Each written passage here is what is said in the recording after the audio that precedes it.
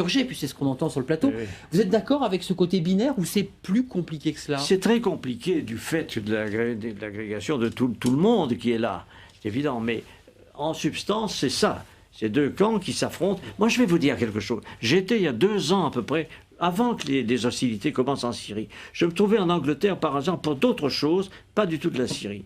J'ai rencontré des responsables anglais. Et quelques-uns qui sont mes amis m'ont avoué, en me sollicitant, qu'il se préparait quelque chose en Syrie. C'était en Angleterre et pas en Amérique. L'Angleterre préparait l'invasion des rebelles en Syrie. Et on m'a même demandé à moi, sous le prétexte que j'étais ancien ministre des Affaires étrangères, si je participerais comme ça. J'ai évidemment dit le contraire. J'ai dit, écoutez, moi, je suis français, ça ne m'intéresse pas. Mais c'est pour dire que cette opération vient de très loin. Elle a été préparée, conçue, organisée. Dans quel but? Hein? Excusez-moi, dans quel but?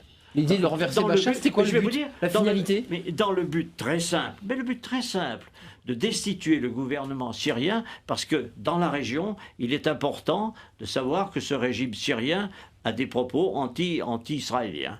Et que par conséquent, tout ce qui bouge dans la région autour, moi j'ai la confidence du Premier ministre israélien qui remonte très longtemps, qui m'avait dit on essaiera de s'entendre avec le Premier ministre, avec les États autour. Et ceux qui ne s'entendront pas, on les abattra.